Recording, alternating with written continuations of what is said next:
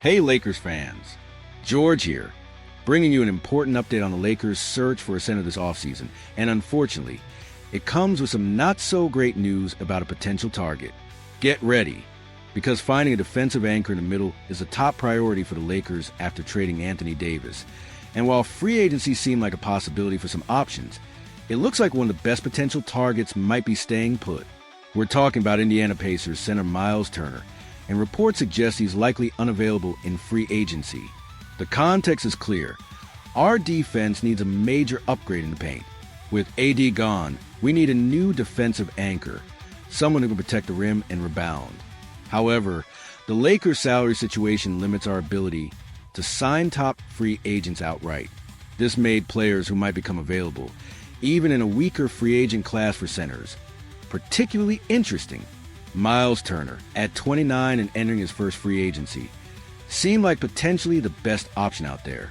The impact of this news is that Myles Turner is reportedly likely to re-sign with the Indiana Pacers. Turner has proven his value to Indiana, averaging 15.6 points, 6.5 rebounds, and 1.5 blocks last season, shooting nearly 40% from three.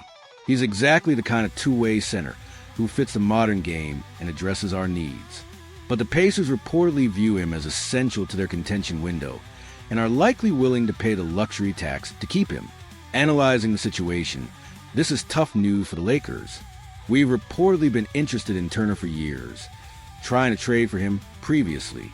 Now, free agency seems out because he'll command more money than we can offer directly. A sign-and trade is also highly improbable because the Pacers have no readily available replacement for him and clearly value his fit with their team. The analysis is that the path to acquiring Myles Turner this offseason appears largely closed to the Lakers. Projecting possible consequences, this update means the Lakers will almost certainly have to look elsewhere to find their starting center. This could involve pursuing other trade targets, like some of the names we discussed recently, or looking at cheaper options in free agency who might not be as impactful as Turner, but can still provide some level of rim protection and rebounding. The search continues, but it seems one of the most desirable free agent options is off the board. All right, Lakers Nation, this isn't the news we wanted to hear about Myles Turner. What do you think of this update? How does this change the Lakers' approach to finding a center this offseason? Let me know your thoughts in the comments below. If you're following all the offseason moves and potential targets, hit that like button and make sure you're subscribed to the channel so you don't miss any breaking Lakers news and analysis. Let's discuss it, Lakers family. We bleed purple and gold.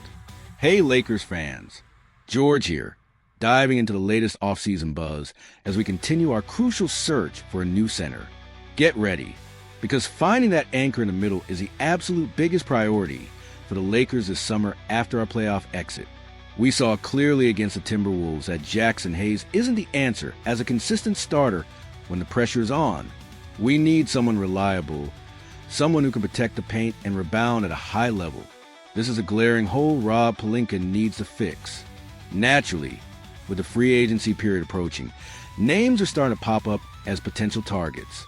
One player who has been mentioned as someone the Lakers could target is veteran center Brook Lopez. Lopez is still a solid player, even at 37 years old. He had a decent season with the Milwaukee Bucks, putting up averages of 13 points, 5 rebounds, and 1.8 assists, shooting over 50% from the field and a respectable 37.3% from three. He can still stretch the floor and has size. However, here's where the analysis comes in, and frankly, pursuing Brook Lopez might be a big mistake for the Lakers right now. While he's had a good career and can still contribute, his age is a major factor. The Lakers need a long-term solution at center, someone who can grow and fit the timeline with Luka Doncic, bringing in a 37-year-old. Even a good one feels like a short-term fix when we need stability for the future. We need someone who can be our defensive anchor for years, not just potentially one or two. A player like Clint Capella, who is younger and excels at the traditional big man skills we need, lobs, rebounding, shot blocking, might be a better fit for what this roster truly requires defensively. The impact of chasing a player like Lopez is that it might prevent us from acquiring a younger center who fits our core better. Plus, our salary cap situation is tricky, making it hard to sign free agents outright anyway. We'll likely need to explore trades to land the right center, projecting possible consequences.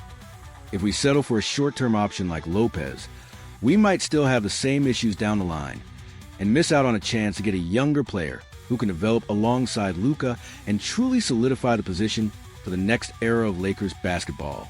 We need someone who can be the defensive backbone for a championship contender. And while Lopez is a good player, he might not be that guy for the long haul. All right, Lakers Nation. Some analysts say Brook Lopez could be a target, but others argue it's a mistake. What do you think?